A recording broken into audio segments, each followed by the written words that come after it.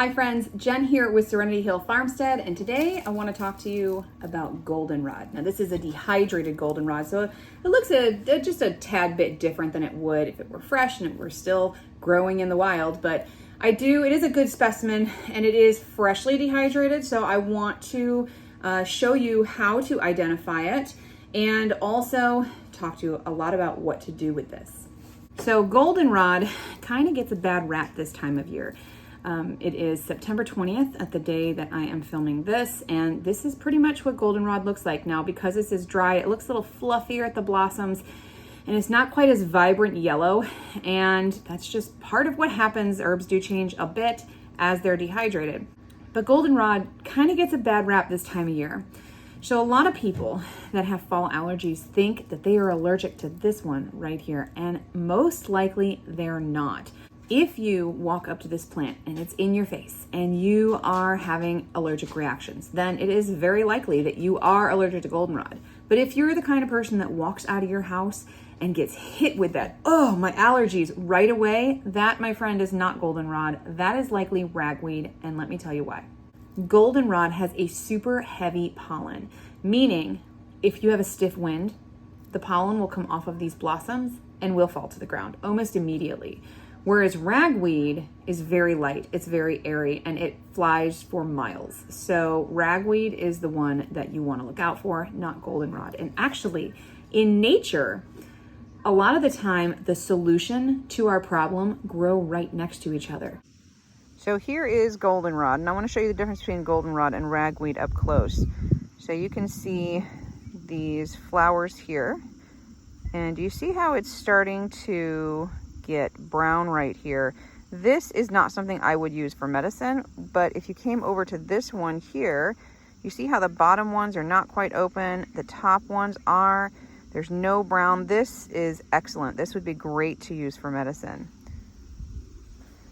Look, we got a slow moving bumblebee on here. A sure sign that fall is coming. This one here, I would say, is about 75% ready. I would let this go a little longer before harvesting this, but you can see how the top here is nice and open, and then the bottom part down here is nice and closed. Now you can take this now, but like I said, I would give it a little bit longer to let a little more of it open, maybe a few more of these branches about to here, and let about 90% of that plant be ready. I'm gonna let this bumblebee do its thing. We can compare it to this one that you can see it is completely open, but it's got a lot of brown on the top, and this is not something we would want to make medicine out of because the properties, this is already spent, so the properties, they're not going to be good in here. This is not something that we would get a good, consistent, potent medicine from. So we just let the bees have it and we find another specimen. So right around a corner from the goldenrod, we have a big common ragweed, and then we've got a large ragweed, and it's looking a little different because it's the end of the year, but usually you see these tassels, everything is green, but you see the leaf pattern in here. Let's get up close. This leaf pattern is very, very different from the goldenrod, and then these long tassels, they're green. They're only this reddish color now because, like I said, it's the end of its life cycle and it's going to seed. There's two different varieties of ragweed, at least in our area. That's what we have. We've got that smaller leaf pattern, and then here is the larger leaf pattern. So you can see that one there. And it puts off the same annoying pollen that flies miles and miles through the air. This is most likely if you have really severe fall allergies. As soon as you walk out the door, this is usually what you're feeling. And you'll usually experience fall allergy symptoms until you get the first freeze of the year.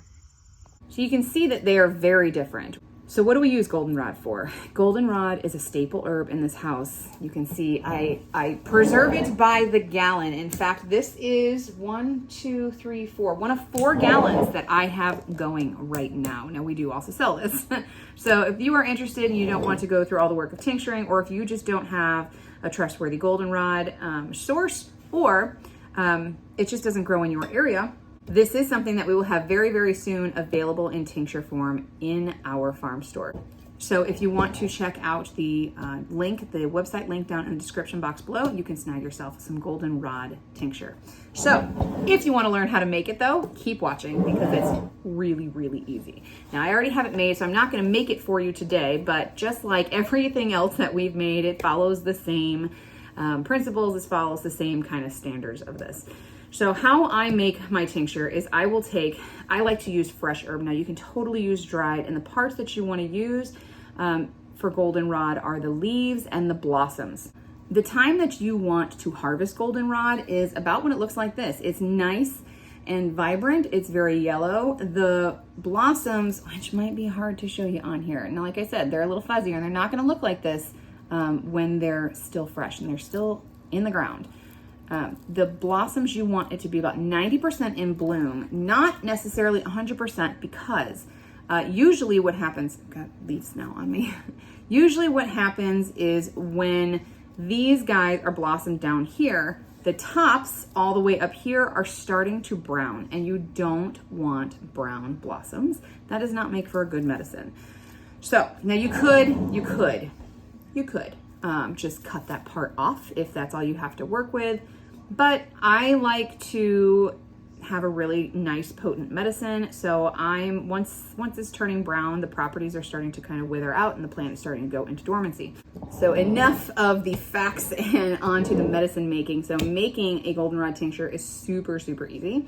I've got a 40% alcohol or 80 proof vodka that I'm going to use here, and we are going to put in, now I've already done this, we're not gonna make medicine again today, but this would be about 1 part herb and 2 parts vodka. If I was using this dried herb, then I would want to use 1 part of this dried goldenrod to 5 parts vodka. So that would look like about to here. So 1 part herb, so you can just kind of eyeball it, 1, 2, 3, 4, 5, and 5 parts vodka. So that one part, that bottom part down here, is going to be the dried herb, and the rest of it is going to be filled with vodka. And the reason that you have different ratios with fresh herb versus dried herb is because fresh herb still has that water content, whereas dried herb doesn't. So it's a more concentrated volume, so you don't need as much of it.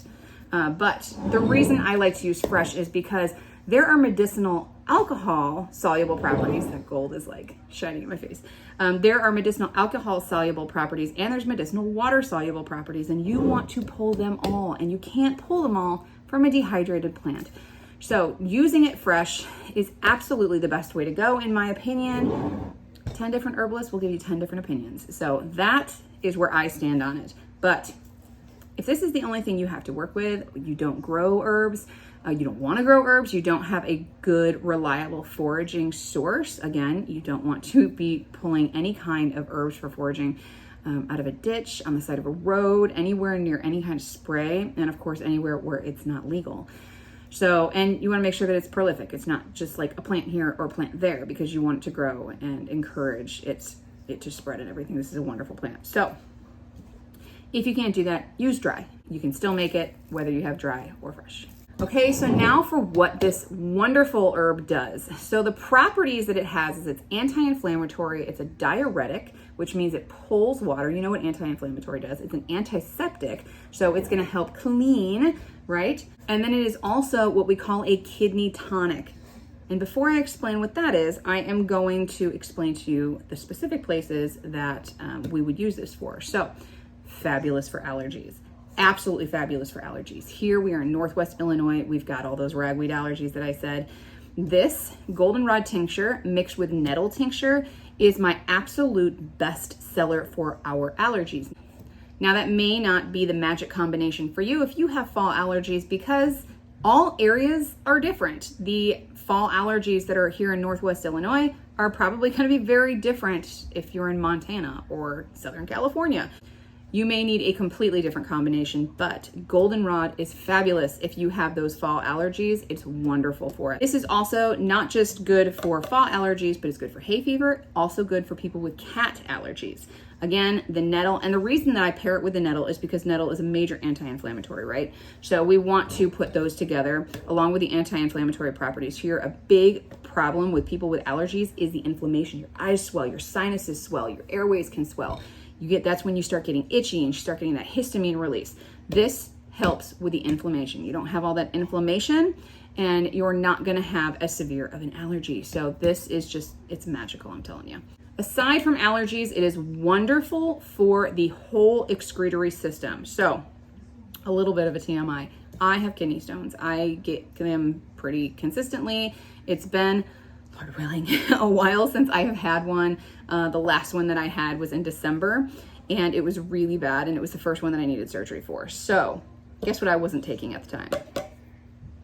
So Goldenrod, really good for kidney stones. And finding that out was like my deep dive into, okay, now what can we do for kidney stones? And if you want to get a printable for what you can do to keep your whole excretory system healthy, especially if you suffer from regular UTIs, kidney stones, kidney infections, bladder infections, things like that, you can go ahead and go to my website. Coming extremely soon, like within the next week, we will have a whole free resource page filled with all sorts of free good information on what herbs would go to what system to help with your issue that you're having. And they're all free, so all you do is plug in your email and it goes right to your inbox and you can print it out and use it, collect it, put it in a binder, do whatever you will with it. So Goldenrod, anytime I have something where I'm like, oh, is that a kidney stone? Please tell me I'm not getting a kidney stone again. I start my Goldenrod. It is something we call a kidney tonic, and that tonic part is what we were talking about that we'd get back to. So a tonic, anytime you hear the word tonic in an herb, it means that you can take it daily. You can take it regularly. There's no contraindications or warnings on it building up in your system and causing any kind of toxicity. It is good to take whatever the magic dose is for you that works for you. That's what you can take. So, and you can take it daily. So this is a kidney tonic. It is good for your kidneys to take daily. There is one contraindication with this herb though. If you have edema, okay, if you have swelling, if you have issues with kidney failure, you do not want to do this, because part of how this works, the diuretic property, is it pulls fluid. And if you have kidney failure or you have edema, so that's holding fluid in places it doesn't belong, caused from kidney failure, this can ramp up your fluid load. So you don't want to have a fluid overload. That is part of the danger in kidney failure. That's what makes it fatal. You do not want to have this because that will increase the pulling of your fluid. And you know, if you have kidney failure or kidney disease, that you're watching your fluid intake very, very closely. So this is not something that you would want to use if you have any kind of early kidney failure, edema with kidney failure, anything related to kidney failure. Stay away from Goldenrod.